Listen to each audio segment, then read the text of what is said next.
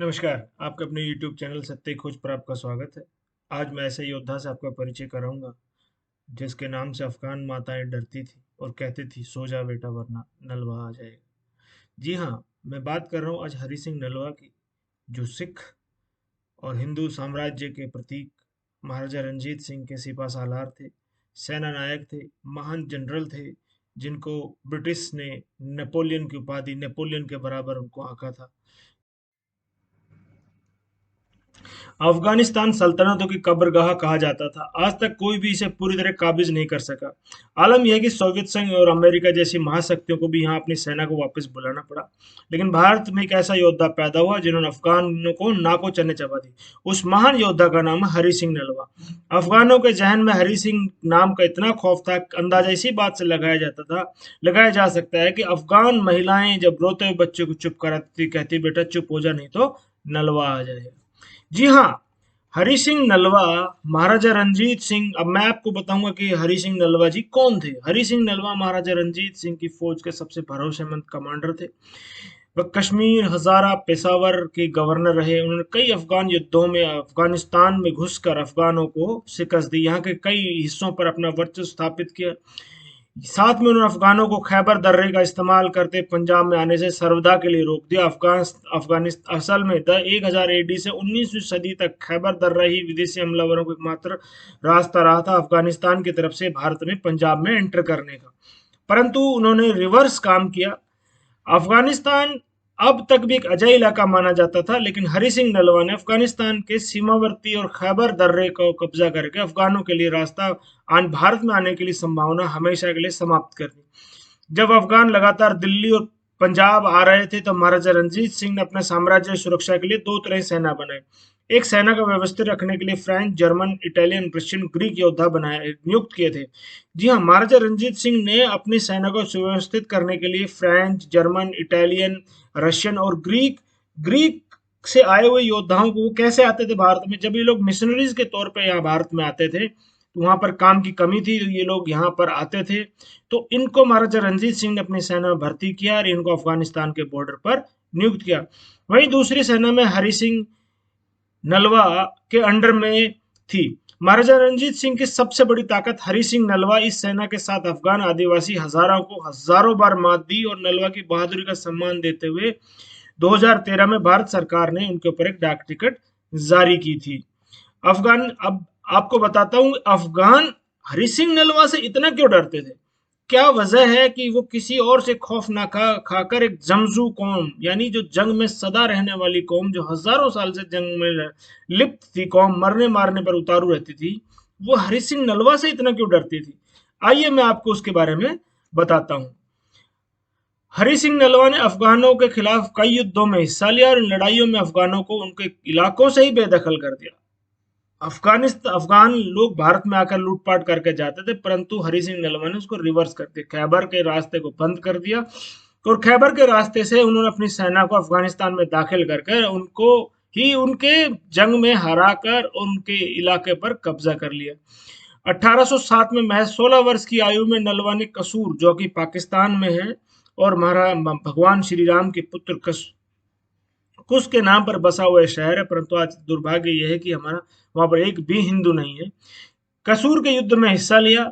इस युद्ध में उन्होंने अफगानी शासक कुतुबुद्दीन खान को शिकस्त दी और वहीं 1813 में नलवा ने अन्य कमांडर के साथ मिलकर अटक, जो अभी पाकिस्तान में है, आजिम खान उसके दोस्त मोहम्मद खान को मात दी। दोनों काबुल के शासक मोहम्मद शाह की तरफ से युद्ध लड़ रहे थे। उन्होंने मोहम्मद शाह को भी बाद में बेदखल कर दिया था और उन्होंने उनसे कर वसूला था। सिखों ने दुर्रानी पठानों के खिलाफ ये बड़ी लड़ाई जीती थी। अफगानिस्तान में बहुत तरह के पठान हैं, यूसुफ जई, आपका अफरीदी, दुर्रानी, बहुत तरह के पठानों के अलग अलग ये कबीले हैं।